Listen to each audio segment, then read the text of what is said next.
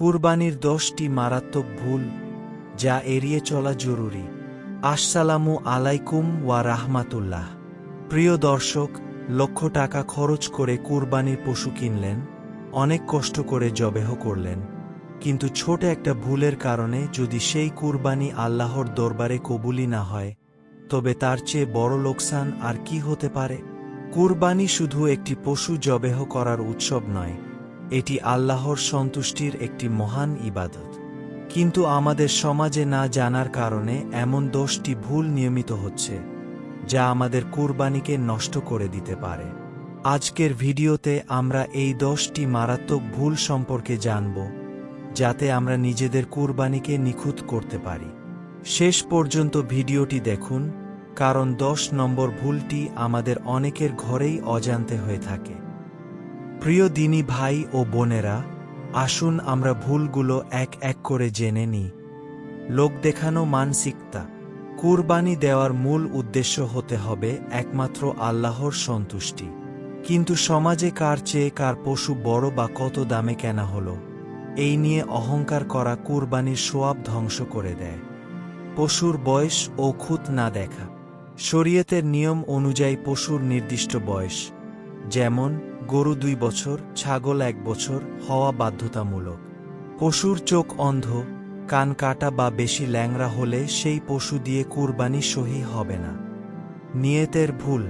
কুরবানির পশু কেনার সময় বা জবেহ করার সময় নিয়ত পরিষ্কার থাকতে হবে। শুধু গোশত খাওয়ার উদ্দেশ্যে কুরবানি করলে তা কবুল হবে না। কসাইকে পারিশ্রমিক হিসেবে পশুর গোশত বা চামড়া দেওয়া, এটি আমাদের সমাজের একটি বড় ভুল। কসাইকে তার কাজের পারিশ্রমিক আলাদা টাকা দিয়ে দিতে হবে। কুরবানির গোশত বা চামড়া তাকে পারিশ্রমিক হিসেবে দেয়া নিষেধ। জবেহ করার সময় পশুকে কষ্ট দেয়া। রাসূলুল্লাহ সাল্লাল্লাহু আলাইহি ওয়াসাল্লাম বলেছেন, তোমরা যখন জবেহ করবে, দয়া ও এহসানের সাথে করবে। পশুর সামনে ছুরি ধার দেওয়া বা এক পশুর সামনে আরেক পশুকে জবেহ করা চরম অন্যায়। গোশত বন্টনে অবহেলা। কুরবানির গোশত 3 ভাগে ভাগ করা, নিজের জন্য, আত্মীয়দের জন্য এবং গরিব দুঃখীদের জন্য উত্তম। কিন্তু পুরো গোশত ফ্রিজে রেখে দেওয়া বা লোক দেখানো বন্টন করা ইসলামের শিক্ষার বাইরে। পশুর রক্ত ও বর্জ্য পরিষ্কার না করা। কুরবানি শেষ হওয়ার পর চারপাশ পরিষ্কার করা আমাদের দায়িত্ব, কারণ পবিত্রতা ঈমানের অঙ্গ।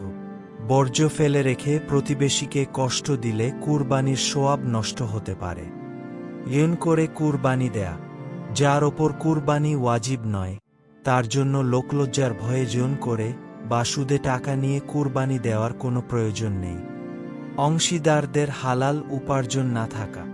বড় পশুতে যখন কয়েকজন মিলে কুরবানি দেওয়া হয়, তখন যদি কোনো একজনের টাকাও হারাম উপার্জনের হয়, তবে বাকিদের কুরবানিও ঝুঁকির মধ্যে পড়ে যায়। 10. পরিবারের নামে আলাদা কুরবানি নিয়ে ভুল ধারণা। অনেকে মনে করেন প্রতি বছর পরিবারের কেবল একজনের নামেই কুরবানি দিতে হবে।